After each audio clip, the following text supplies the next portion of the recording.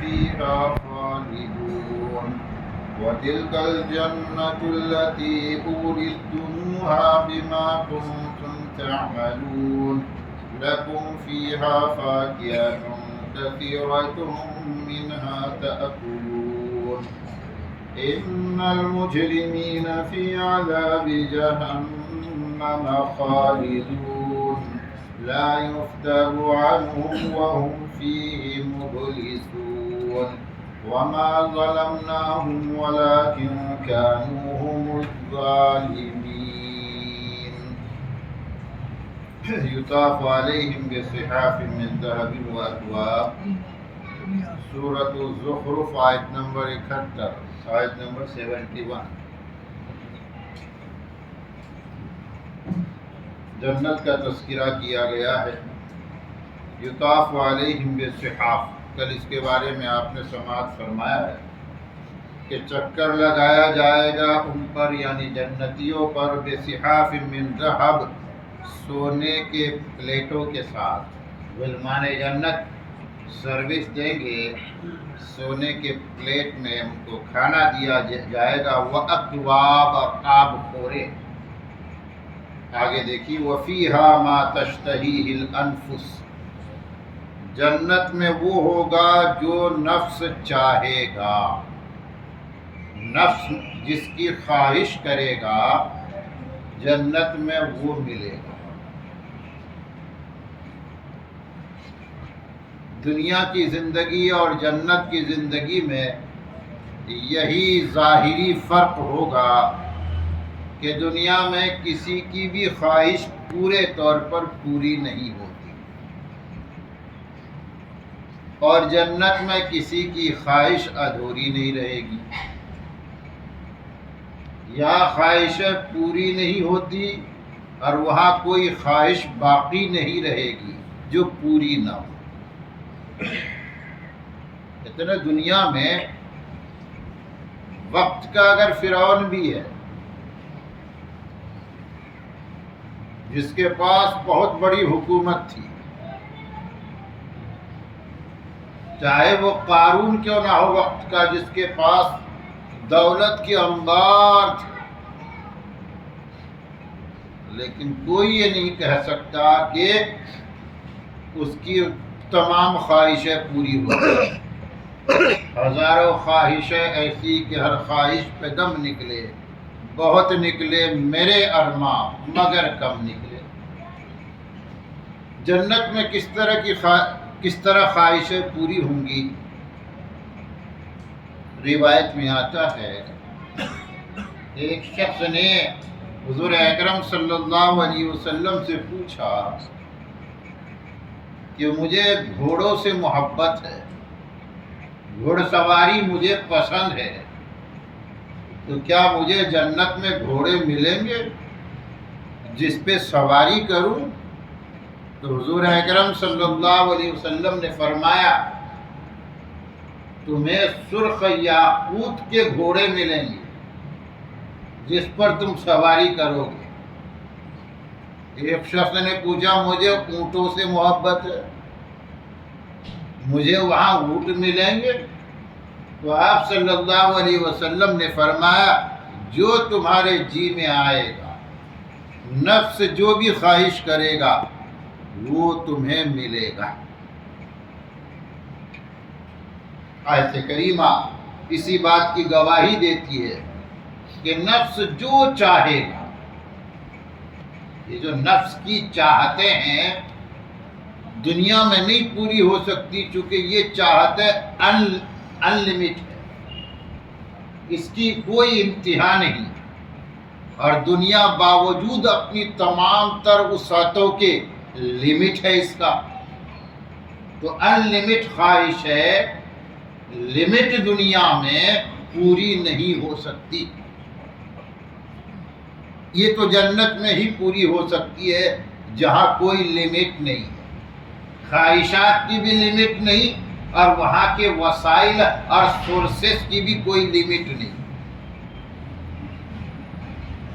وَتَلَذُّ الْأَعْيُنِ، اعین عین کی جمع آنکھ. جنت میں وہ ملے گا جس سے آنکھیں لذت حاصل کرے گی، آنکھیں لذت حاصل کرے گی۔ بعض مفسرین نے اس کی تفسیر کرتے ہوئے کہا کہ اس سے اللہ تعالیٰ کا دیدار مراد ہے، اللہ تبارک و تعالیٰ کی رؤیت مراد ہے، کہ جنتیوں کی ایک بہت بڑی خواہش اس وقت پوری ہوگی جب میدان مزید میں بلا کر اللہ تعالیٰ اپنی رؤیت کرائے گا، اپنا دیدار کرائے گا، اور آنکھیں اللہ تبارک و تعالیٰ کے دیدار سے لذت حاصل کرے گی،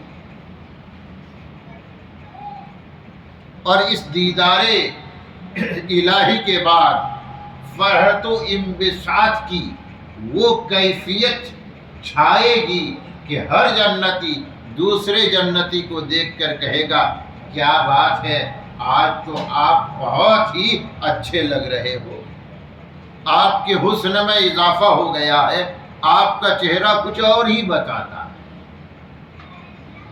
تو آنکھوں کو لذت دینے والی چیز اللہ کا دیدار وہاں نصیب ہے۔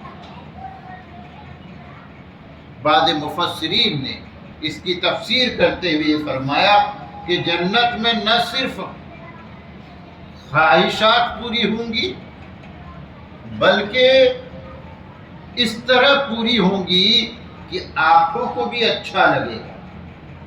ایک تو یہ ہے کہ بہترین قسم کی بریانی آپ کو دے دیا جائے کہ یہ لیجئے، آپ نے کھایا، بہت ہی ٹیسٹ فل لگا، بہت ہی لذیذ لگا، آپ خوش ہو گئے۔ یہ ہے کہ اس کو آپ کے سامنے سرو کیا گیا،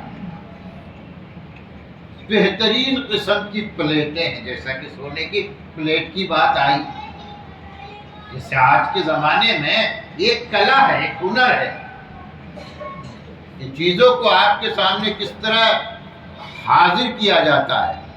یہ جو بڑے بڑے ہوٹلز ہوتے ہیں اس میں کیا ہوتا ہے، پریزنٹیشن جو ہوتی ہے وہی اصل میں کمال کی چیز ہوتی ہے۔ کہتے چیز تو بہت تھوڑی سی ہوتی ہے لیکن پلیٹ اور دوسری تمام چیزیں ایک ایسا پریزنٹیشن دیا جاتا ہے کہ آنکھیں دیکھ کر خوش ہو جاتی ہیں۔ تو جنت کی نعمتیں صرف اعلیٰ درجے کی نہیں ہوں گی، ان کا جو پریزنٹیشن ہوگا وہ بھی اعلیٰ درجے کا ہوگا، جس سے آنکھوں کو لذت ملے گی، دیکھنے والے کو دیکھ کر مزہ آئے۔ وَأَنْتُمْ فِيهَا خَالِدُونَ، اور تم اس جنت میں ہمیشہ ہمیشہ رہو گے، فار ایور، جنت میں مزے کرو گے۔ دنیا کی زندگی بہت مختصر تھی، لمبی بھی ہو تو کتنی ہو، اس کا اینڈ آ جاتا ہے دیکھتے دیکھتے،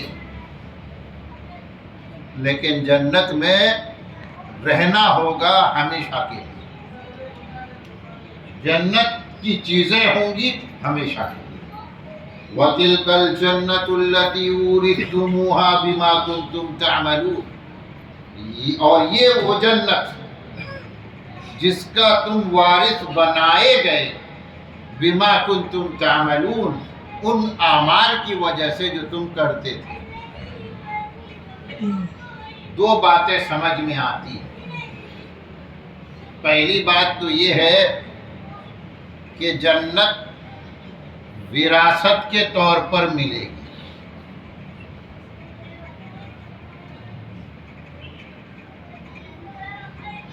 ایک ہوتا ہے وارث،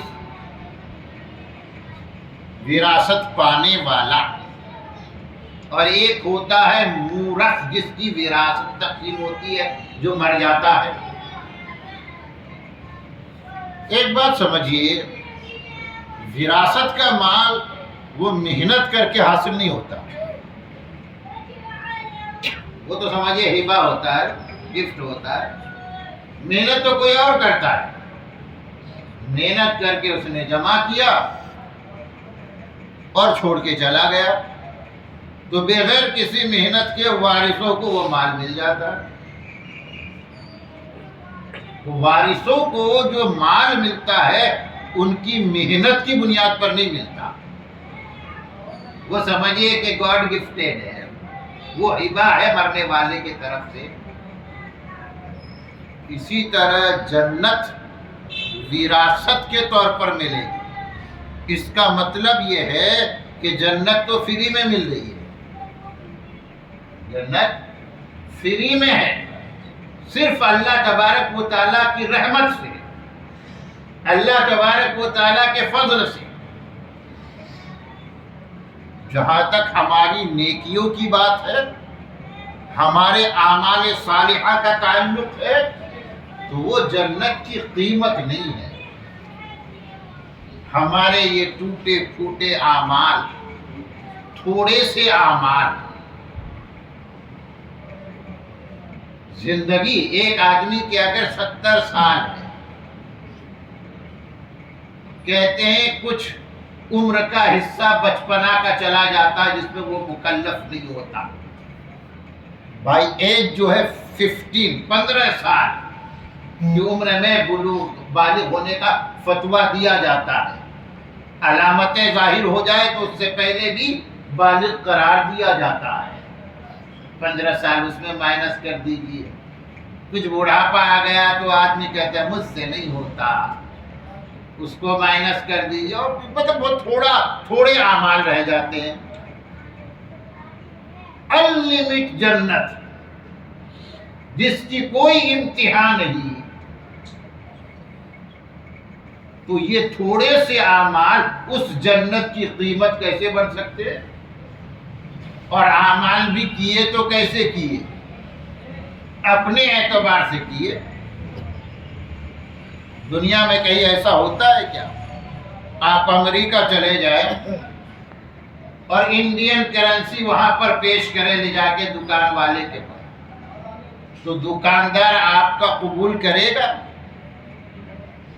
کہے گا یہاں پر وہ نہیں چلتا، نہیں لے گا وہاں۔ تو ہمارے اعمال بھی تو اس لائق نہیں کہ درجہ قبولیت کو پہنچے، تو یہ سب تو ریجیکٹ ہو سکتے تھے۔ اگر قبول کیا گیا ہے تو اللہ کا فضل ہے، اس کی رحمت ہے۔ تو جنت جو جنتیوں کو ملے گی فری میں ملے گی، اللہ کی رحمت سے ملے گی، اللہ کی رحمت سے ملے گی۔ بنی اسرائیل کا وہ مشہور واقعہ ہے، بنی اسرائیلی شخص کا جس نے 500 سال مقبول عبادت کرنے کا شرف حاصل کیا تھا، ویسے آپ کو پہلے بھی سنایا گیا۔ اسے جب کہا گیا کہ جنت میں چلے جاؤ میرے فضل سے، اس نے کہا میں تو اپنے اعمال کے سبب جنت جانا چاہتا ہوں، میرے پاس تو 500 سال کی عبادت ہے، اپنی عبادتوں کی وجہ سے جنت میں جانا چاہتا ہوں۔ تو اسے کہا جائے گا کہ تو نے بہت مجاہدانہ زندگی گزاری ہے، ریاضت کی ہے، اور تیری محنت قبول بھی کی گئی ہے، لیکن ظاہر ہے کہ کوئی یہ دعویٰ نہیں کر سکتا کہ میں 100% بالکل کریکٹ تھا، اس میں کچھ کمی اور کوتاہی نہیں۔ تو کمی اور کوتاہی کا بھی تو معاملہ سامنے آئے گا، تو اس کو کہا جائے گا تو جہنمی تو نہیں ہے، لیکن ان کوتاہیوں کے سبب تجھے جہنم کے کنارے پہنچایا جاتا ہے، اسے جہنم کے قریب لے جایا جائے گا، اس کا حلق سوکھنے لگے گا، پیاس سے بے تاب ہوگا، پانی پانی چلائے گا، اس کے سامنے پانی کا ایک پیالہ آئے گا، وہ اس پیالے کی طرف پیالے کو لپکنا چاہے گا، لیکن کہا جائے گا رکو، پہلے اس کی قیمت ادا کر۔ پوچھے گا اس کی قیمت کیا ہے؟ کہ 500 سال کی عبادت۔ تو وہ کہے گا میرے پاس ہے، وہ اپنی عبادتوں کا سارا ذخیرہ ایک پیالہ پانی کی وجہ سے دے دے گا، وہ پانی پیے گا، اس کی پیاس بجھے گی، اور پھر اس سے کہا جائے گا اب بتا جنت جانا چاہتا ہے کہ نہیں؟ کہ ہاں۔ پوچھا جائے گا اس کا بدل ہے تمہارے پاس؟ اب تو تمہارے پاس کوئی نیکی باقی نہ رہی، تو وہ کہے گا میں اللہ تیرے فضل سے جنت جانا چاہتا ہوں۔ تو وراثت کے طور پر جنت ملے گی، لیکن یہاں بات پوری نہیں ہوتی ہے، آگے کی بات اس کے ساتھ جوڑیے۔ قرآن کہتا بما کنتم تعملون، جنت تو فری ملے گی لیکن ہمارے اعمال بیکار نہیں ہے، نیکیاں بالکل بیکار نہیں ہے۔ ایسا نہیں کہ اس کا کوئی ویلیو نہیں ہے، یہ جو اللہ کا فضل ملے گا نا، ہماری نیکیاں ہی اس کے لیے بہانہ بنے گی۔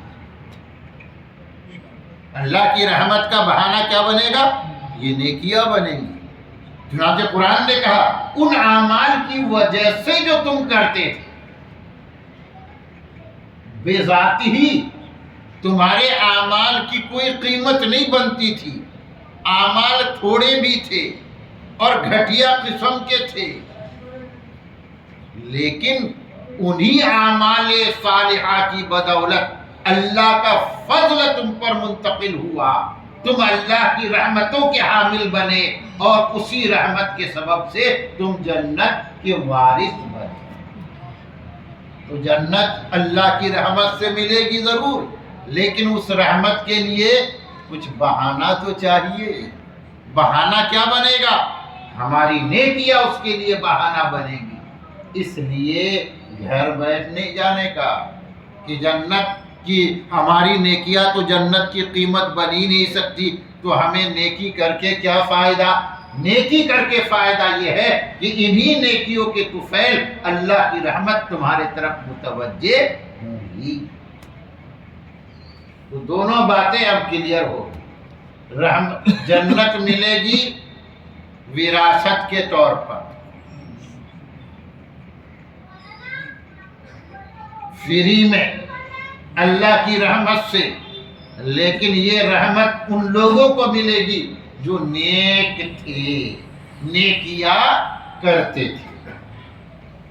لَكُمْ فِيهَا فَاكِهَةٌ كَثِيرَةٌ، تمہارے لیے اس جنت میں بہت سے میوے ہوں۔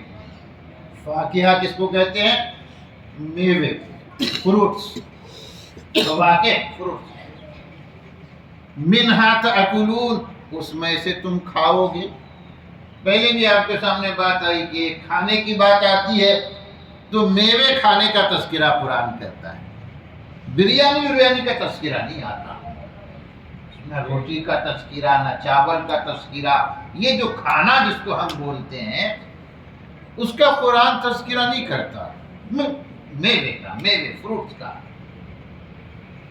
کیونکہ جنت میں آدمی اگر ایک ہے فوڈ اور ایک ہے فروٹ، آدمی جو کھانا ہوتا ہے وہ کیوں کھاتا ہے؟ انرجی حاصل کرنے کے لیے، کیونکہ غذائیت فوڈ میں۔ اور فروٹس کیوں کھاتا ہے؟ عام طور پر تفقع کے لیے، لذت کے لیے، مزے کے لیے، ٹیسٹ کے لیے۔ جنت میں اگر کھانا بھی کھائے گا نا تو غذائیت حاصل کرنے کے لیے نہیں کھائے گا، کیونکہ جنت کا ایک مرتبے کا کھانا آدمی کو اتنی انرجی دے دے گا کہ پھر کبھی اس کی انرجی کم ہی نہیں ہوگی۔ اس لیے جنت میں کھانے کی ضرورت ہی نہیں۔ اگر جنت میں جنتی کھائے گا تو کس کے لیے کھائے گا؟ تفقع کے لیے کھائے گا۔ جیسے پیٹ میرا بھر گیا پھر بھی میں فروٹس کھاتا ہوں، کس لیے کھاتا ہوں؟ کہ ذرا اچھا لگے گا۔ تو تفقع ہوا کا کھانا بھی کیسے کھائے گا؟ تفقع کے طور پر۔ اس لیے قرآن کھانے کی چیزوں کا تذکرہ فاکہہ کر کے کرتا ہے۔ سمجھ گئے حکمت؟ لَكُمْ فِيهَا فَاكِهَةٌ كَثِيرَةٌ، تمہارے لیے اس میں بہت سے میوے ہوں گے۔ مِنْهَا تَأْكُلُونَ، اس میں سے تم کھاؤ گے۔ یہ تو جنت کا تذکرہ ہو گیا۔ بس دعا کرنی چاہیے کہ بہانے کے طور پر اللہ تعالی ہمارے اعمال کو قبول کر لے اور اپنی رحمت سے جنتی بنا۔ جنت کا ملنا ذالک الفوز الکبیر، یہی بڑی کامیابی ہے۔ کہتے ہیں انسان کا سفر بہت پہلے شروع ہوا ہے، بہت دور کا مسافر ہے یہ۔ عالم ارواح میں سب سے پہلے یہ پہنچا اللہ کے حکم سے۔ عالم ارواح کا سیر کرتے ہوئے پشت پدر سے رحم مادر میں منتقل ہوا، پھر عالم ناسوت اس دنیا تک پہنچا۔ اس دنیا میں جو بھی زندگی اس کے لیے مقدر تھی، تکلیفوں کے ساتھ آسانیوں کے ساتھ گزارتا ہوا برزخ پہنچا، برزخ میں قیام کیا، پھر وہاں سے چلا آخرت تک پہنچا۔ اب آخرت میں سارے مراحل اخروی مراحل پورے ہوئے، اب اللہ نے چاہا تو جنت تک پہنچا۔ جب یہ جنت تک پہنچے گا تو اس کو قرار آئے، اس سے پہلے تو مسافر، یہاں سے وہاں جانا، وہاں سے وہاں جانا، وہاں کے حالات برداشت کرنا، یہاں کے حالات برداشت کرنا، مسافر ہے۔ سفر کب پورا ہوگا؟ جب یہ لمبا سا سفر پورا کر کے وہ جنت تک پہنچے گا۔ جنت یہ آخری منزل ہے۔ اب سفر کر کے اگر وہ جنت تک، صحیح منزل تک، آخری منزل تک پہنچ گیا تو کہیں گے یہ کامیاب ہو گیا، اور ادھر ادھر بھٹک کر اگر جہنم کی طرف پہنچ گیا تو کہتے یہ فیل ہو گیا، یہ ناکام ہو گیا۔ تو ہم مسافر ہیں، اور مسافر کو دوران سفر ہمیشہ الرٹ رہنا پڑتا ہے۔ کچھ پریشانی آئے تو کہنا، سمجھنا چاہیے یہ سفر کے لیے کا لازمی حصہ ہے۔ کتنا سفر کا سفر، سفر خود یہ جہنم کی مثال ہے۔ سفر میں کتنی آسانیاں ملیں گی۔ تو آج ہمارا پڑاؤ جو ہے اس دنیا میں ہے، دنیا میں پریشانیاں آتی ہے تو یہ سمجھ لینے کا یہ سفر کا ضروری حصہ ہے، زیادہ دھیان نہیں دینے کا، کیونکہ آگے چلنا ہے، چھوڑ کے یہ سب چھوڑ کے جانا ہے۔